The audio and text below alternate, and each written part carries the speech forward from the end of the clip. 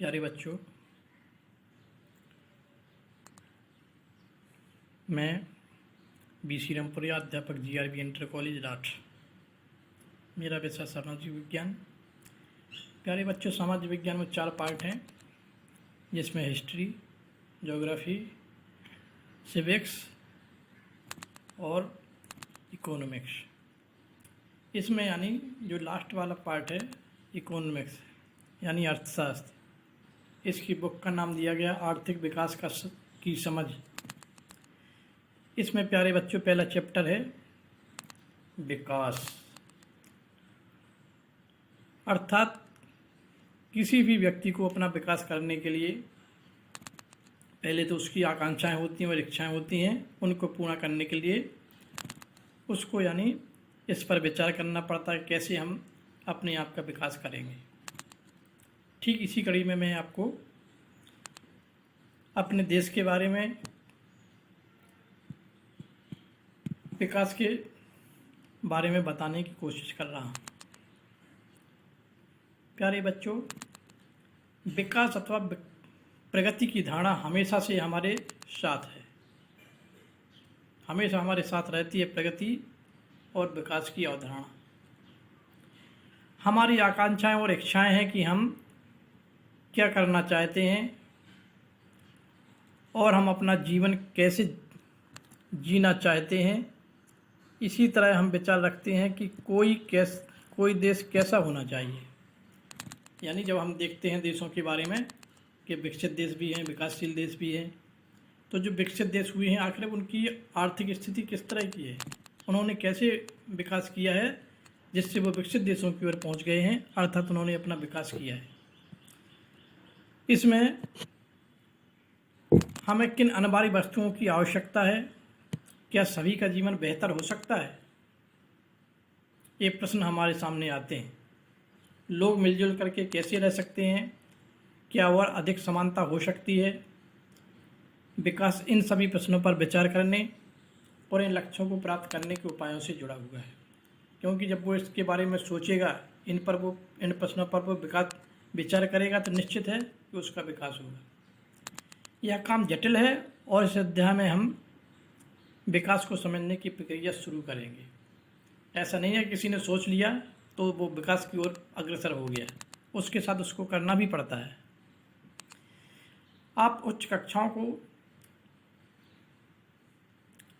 कक्षाओं में इन मुद्दों को अधिक गहराई से सीखेंगे, जबकि हमारे यहाँ जो 10th क्लास है यहाँ पर उसके बारे में कुछ दिया गया है, लेकिन जब आप पूर्ण रूप से इसके बारे में जानना चाहेंगे तो आप ये उच्च कक्षाओं में इसके बारे में अधिक जान पाएंगे। ऐसे बहुत से प्रश्नों के उत्तर आपको अर्थशास्त्र में ही नहीं बल्कि इतिहास और राजनीति विज्ञान के पाठ्यक्रम से भी मिलेंगे। ऐसा इसलिए है कि हम आज जो जीवन जी रहे हैं वह अतीत से प्रभावित है। हम इसे जाने बिना बदलाव की इच्छा नहीं रख सकते। इसी तरह हम केवल एक लोकतांत्रिक राजनीतिक प्रक्रिया के द्वारा ही इन आशाओं और संभावनाओं को वास्तविक जीवन से प्राप्त कर सकते हैं। कैसे इस वास्तविक जीवन में प्राप्त कर सकते हैं, अब एक चित्र दिया है। इस चित्र के माध्यम से यानी इसमें बताया गया है, मेरे बगैर वे विकास नहीं कर सकते, इस व्यवस्था में मेरा विकास नहीं हो सकता है। यानी एक दूसरे के पहलू हैं, ऐसा नहीं है कि तो जब व्यक्ति उसके बारे में कुछ करेगा नहीं तो कैसे उसकी प्रगति होगी। ठीक इसी तरह से विकास क्या करता है, विभिन्न व्यक्ति विभिन्न लक्ष्य, क्योंकि अलग अलग प्रकार के लोग होते हैं, उनके अपने अपने लक्ष्य होते हैं। उन लक्ष्यों को प्राप्त करने के लिए वो यानी उसके अनुरूप चलता है तो उसका लक्ष्य पूरा हो सकता है। इस तालिका के माध्यम से इसमें व्यक्तियों की श्रेणियाँ दी गई हैं और विकास के लक्ष्य दिए गए हैं। जैसे कि व्यक्तियों की श्रेणियों में भूमिहीन, ग्रामीण, मजदूर। जो गांव का मजदूर है, भूमिहीन है, उसके पास कोई भी ज़मीन नहीं है। पंजाब के समृद्ध किसान ठीक इससे जस्ट उलट हैं, जिनके पास यानी समृद्ध किसान हैं, बड़े बड़े ज़मींदार जो कहलाते हैं।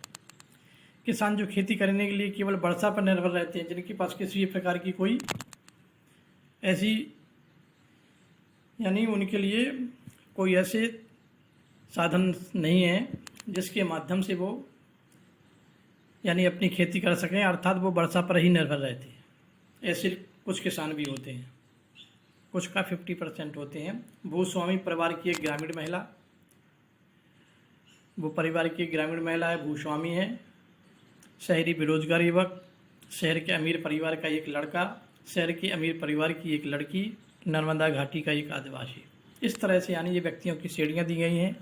ठीक इसी तरह से विकास के लक्ष्य और आकांक्षाएँ दी गई हैं। जो पहला दिया गया था भूमिहीन किसान, ग्रामीण मजदूर, काम करने के अधिक दिन और बेहतर मजदूरी, स्थानीय स्कूल, उनके बच्चों को उत्तम शिक्षा प्रदान करने में सक्षम, कोई सामाजिक भेदभाव नहीं और गांव में भी वे नेता बन सकते हैं क्योंकि गांव का रहने वाला है। इस तरह से वो कार्य कर सकता है। जो पंजाब का समृद्ध किसान है, किसानों को उनकी उपज के लिए ज़्यादा समर्थन मूल्यों और मेहनती और सस्ते मजदूरों द्वारा उच्च पारिवारिक आय सुनिश्चित करना ताकि वे अपने बच्चों को विदेशों में बसा सकें। यानी कम से कम उनको मजदूरी लगे, उनका जो उपज का जो समर्थन मूल्य है उसको उच्च दर मिले, और जब इस तरह से होगा तो उनकी पारिवारिक आय अच्छी होगी और वो अपने बच्चों को विदेश में भी पढ़ा सकते हैं, अर्थात वहाँ पर कुछ करवा सकते हैं। तो इस तरह से यानी इसके बारे में दिया गया है। अब इसके आगे मैं आपको बताना चाहता हूँ, अब इससे जुड़ा हुआ लक्ष्य दिया गया है। अब इसका निरीक्षण करते हैं। जो टेबल दी गई है, क्या इन सभी लोगों की विकास या प्रगति के बारे में एक जैसा विचार है? नहीं है, सबके विचार अलग अलग हैं। संभव तो नहीं, इनमें से हर एक अलग अलग चीज़ें पाना चाहता है। वे ऐसी चीज़ें पाना चाहते हैं जो उनके लिए सर्वाधिक महत्वपूर्ण है, क्योंकि जो जिस चीज़ से जुड़ा हुआ उसको उसी से संबंधित चीज़ें चाहिए, अर्थात वे चीज़ें जो उनकी आकांक्षा और इच्छाओं को पूरा कर सकें। वास्तव में कई बार दो व्यक्ति या दो गुट ऐसी चीज़ें चाह सकते हैं जिनमें परस्पर विरोध हो सकता है। यह लड़की अपने भाई के समकक्ष, एक जो लड़की जो अमीर परिवार की लड़की है वो अपने भाई के समकक्ष आज़ादी और अवसर मिलने और भाई भी घर के कामकाज में हाथ बटाएगा की आशा रखती है कि यानी मेरा भाई भी है, मैं भी उसकी बराबरी की हूँ, तो यानी वो भी ऐसी इच्छा जाहिर रखती है कि वो भी मेरे कामकाज में, घर के कामकाज में हाथ बटाएगा, ऐसी आशा रखती है। हो सकता है कि भाई को यह पसंद ना हो। इसी तरह से अधिक बिजली पाने के लिए उद्योगपति ज़्यादा बांध चाहते हैं कि बिजली का उत्पादन कैसे हो, उनके कारखाने कैसे चलेंगे, तो उसके लिए विद्युत की आवश्यकता होती है, इसलिए वो इसके लिए ज़्यादा बांध चाहते हैं। लेकिन इससे ज़मीन जलमग्न हो सकती है और उन लोगों का जीवन अस्त व्यस्त हो सकता है जो बेघर हो जाए, क्योंकि जिनके पास रहने के लिए कुछ है ही नहीं, जैसे कि आदिवासी।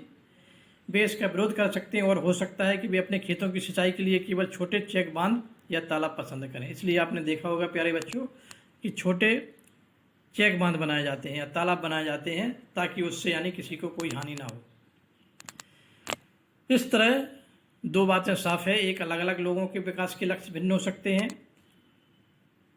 और दूसरा एक के लिए जो विकास है वह दूसरे के लिए विकास ना हो, यहाँ तक कि वह दूसरे के लिए विनाशकारी भी हो सकता है, ये भी। इस तरह से यानी इसको समझाया गया है प्यारे बच्चों।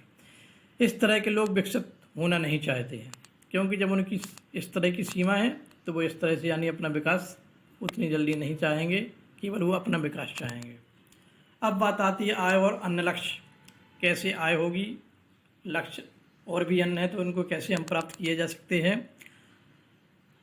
एक बात समान पाएंगे, जैसा कि देखते हैं अपनी तालिका 1 में देखा होगा, लोग चाहते हैं कि उन्हें नियमित काम, बेहतर मजदूरी और अपनी उपज अथवा अन्य उत्पादों के लिए अच्छी कीमतें मिलें, क्योंकि मजदूर चाहेगा कि उसको निरंतर काम मिलता रहे, नियमित उसकी मजदूरी अच्छी मिले, और जो किसान होता है वो चाहता है कि अपनी यानी उसको उपज अच्छी मिले, उत्पादों के लिए जो भी उसने उत्पाद किए हैं उसके लिए उसको अच्छी कीमतें मिलें। दूसरे शब्दों में वे ज़्यादा आय चाहते हैं, यानी उनकी जो आय होगी वह अधिक होगी। जब वो अधिक कीमतें चाहेंगे तो उनकी निश्चित है कि उसकी आय भी बढ़ेगी। किसी भी तरह से ज़्यादा आय चाहने वाले लोग बराबरी का व्यवहार, स्वतंत्रता, सुरक्षा और दूसरों से आदर मिलने की इच्छा भी रखते हैं। वे भेदभाव से अप्रसन्न होते हैं। ये सभी महत्वपूर्ण लक्ष्य हैं, बल्कि कुछ मामलों में वे अधिक आय और अधिक उपभोग से भी अधिक महत्वपूर्ण हो सकते हैं, क्योंकि जीने के लिए केवल भौतिक वस्तुएं ही पर्याप्त नहीं हैं। वो सोचेगा कि हमें जीना है, केवल भौतिक वस्तुएं उसके लिए पर्याप्त हैं, तो आय के बिना वो ये सब नहीं कर सकता है। आय उसके लिए बहुत ज़रूरी है और वो भी उसके लिए उसके हिसाब से आय होनी चाहिए। द्रव्य या उससे खरीदी जा सकने वाली भौतिक वस्तुएं एक कारक होती हैं जिस पर हमारा जीवन निर्भर रहता है, लेकिन हमारा बेहतर जीवन ऊपर लिखी अभौतिक वस्तुओं पर भी निर्भर करता है। अगर आपको यह बात स्पष्ट नहीं लगती है तो अपने जीवन में अपने मित्रों की भूमिका के बारे में ज़रा सोचिए। आपकी उनकी मित्रता की इच्छा हो सकती है।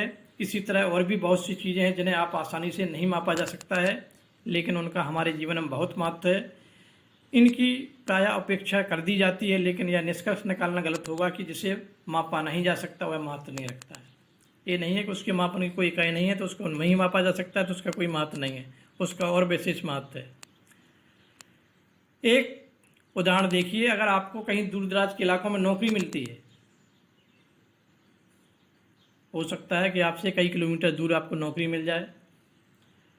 उसे स्वीकार करने से पहले आप आय के अतिरिक्त बहुत से कारकों पर विचार करेंगे, जैसे कि आपके परिवार के लिए क्या सुविधाएं उपलब्ध होंगी, वहाँ पर काम करने का वातावरण वहाँ का कैसा होगा, या सीखने के क्या अवसर हैं। दूसरी बात होगी, नौकरी में यद्यपि आपको वेतन कम मिलता है, लेकिन यह नियमित रोजगार हो सकता है जो आपकी सुरक्षा की भावना को बढ़ाता है। इस तरह से हम कई पहलुओं पर चर्चा करते हैं, उसके बारे में सोचते हैं। एक अन्य नौकरी अधिक वेतन दे सकती है, लेकिन कार्य की सुरक्षा नहीं। वेतन तो अधिक मिल रहा है दूसरी नौकरी में, लेकिन उसके लिए कार्य की सुरक्षा नहीं है, और हो सकता है कि आपको परिवार के लिए पर्याप्त समय भी ना मिले, कि आप उतना समय भी नहीं दे पाएँ। इससे आपकी सुरक्षा और स्वतंत्रता की भावना कम हो जाएगी। इस तरह से भी आपको उसको सोचना पड़ेगा। एक उदाहरण इसके लिए समझने के लिए ये भी है। इसी तरह से विकास के लिए लोग मिले जुले लक्ष्यों को देखते हैं। यह सच है कि यदि महिलाएं वेतनभोगी कार्य करती हैं तो घर और समाज में उनका आदर बढ़ता है। यदि वो वेतनभोगी होती हैं तो उनका घर में भी सम्मान होता है और समाज में भी उनका सम्मान होता है। तथापि यह भी सच है कि अगर महिलाओं के लिए आदर है तो घर में उनके कामकाज में ज़्यादा हाथ बटाया जाएगा और घर से बाहर काम करने वाली महिलाओं को अधिक स्वीकार किया जाएगा। सुरक्षित और संरक्षित वातावरण के कारण ज़्यादा महिलाएं विभिन्न प्रकार की नौकरियां या व्यापार भी कर सकती हैं। इसलिए लोगों के विकास के लक्ष्य केवल बेहतर आय के ही नहीं होते, बल्कि जीवन में अन्य महत्वपूर्ण चीज़ों के बारे में भी होते हैं। इस तरह से भी इसको समझा सकता है कि महिलाओं के बारे में ये भी विचार है। प्यारे बच्चों, आज के लिए बस इतना ही। इसके आगे फिर मैं अगली कड़ी में आपसे मिलता हूँ। तब तक के लिए